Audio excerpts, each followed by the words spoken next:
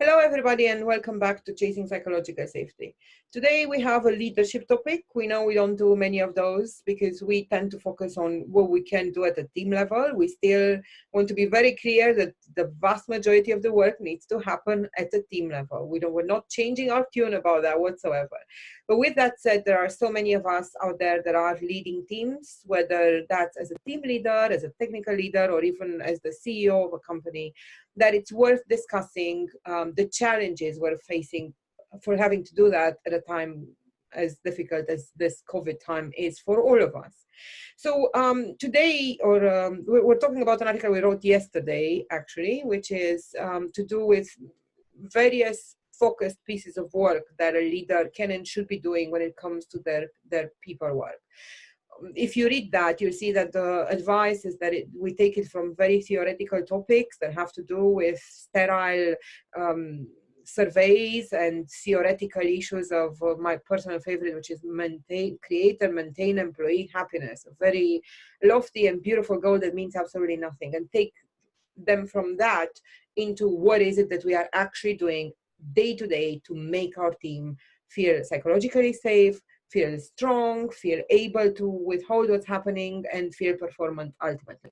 So to do that work, there are a couple of things that are advised there in terms of how you do your feedback, in terms of how you gather your data, in terms of how you focus on your personal EQ and so on. But the last point made there is the one we want to talk to you about, because it looks on first inspection as a very theoretical point, as one of those fluffy things. It says you have to intensely care. And what an example of rhetorical don't be a stranger sort of conversation, when what we mean is actually really actionable. There are a couple of things we'll leave you with today. Ideally, there are things you can start doing tomorrow so that you start working on intensely caring. In particular, because as we said, this is foundational and the only way in which you can actually focus on the people work in different ways. So we believe that to start caring, you have to, or to check in if you're caring or not. And we're not suggesting people don't care here. We are suggesting that whether or not you're emotionally invested is an ongoing process that needs to happen and needs to be worked on at very clear times. So for that, today, we're going to talk to you about two parts. One of them is the fact that you need to create the space to think of this caring part and of the human work. And the other part is, what is it that you do with the space when it comes to such a theoretical topic? So on the first part of creating the space, it sounds easier said than done. We all have hundreds of things on our to-do lists. We have common team to-do lists, we have backlogs, we have Jira's, Trellos that are overboarding, we continuously feel on the back foot. No one feels it. Very few people will ever tell you, I'm done, I'm good for the week, or I'm good for the day, I feel like I've accomplished what I was trying to, even at the end of a sprint. We're continuously catching up. So no one has it easy, right? We are all busy.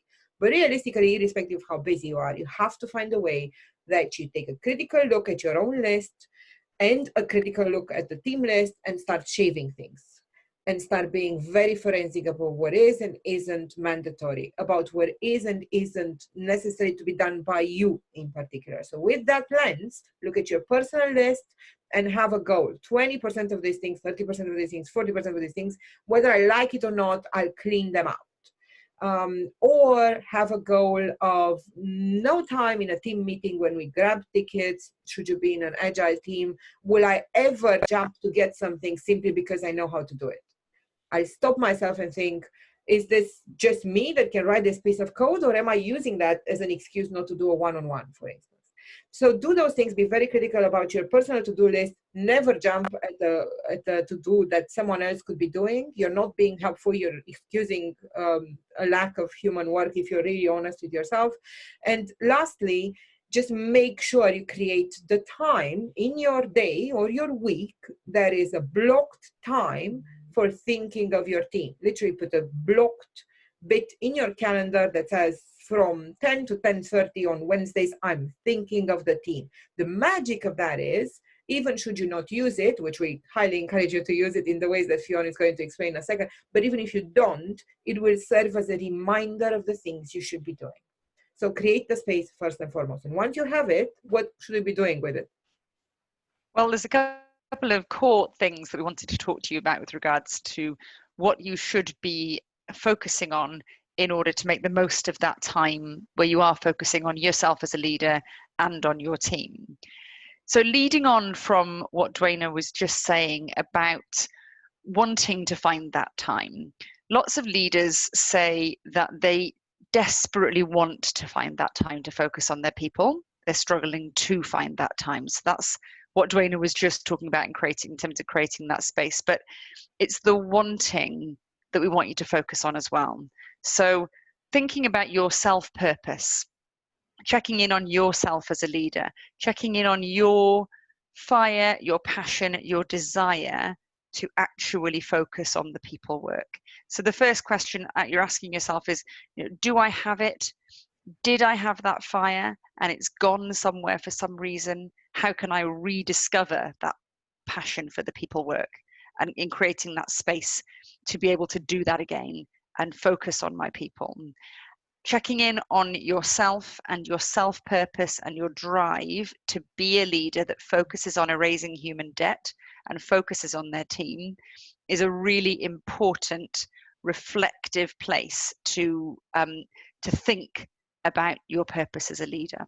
So that's one of the first things we want you to do. Spend some time really focusing in on your self-purpose. The second thing is reflection, but not reflection on you, reflection on your people. So reflection on what your people need. We call it thinking about your team time. So taking the time to look at what you have seen and heard this week is a good time frame to look at it within. What have I seen and heard from my team this week that indicates to me the next pieces of work that we need to do together, or what I need to put on the table at the next team meeting, what questions I need to ask in order for us to have really great collective conversations and collective team actions.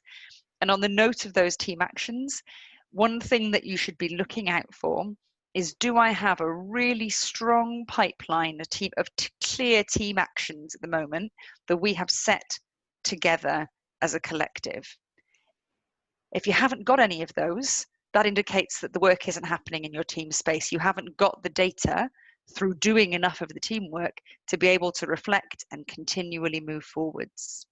So self-purpose, thinking about your team time, and a really strong pipeline of team actions. Those are the best places you can start with that time.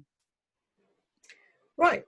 So with that possibly annoying piece of advice that we'll leave you with it, look, to be very honest with each other, we've all been in leadership positions for long enough. We know it's really difficult. No one's saying this is easy. No one's saying you're just kind of skiving on the people work for reasons of any other kind. And it is difficult. It's hard. It's a lot.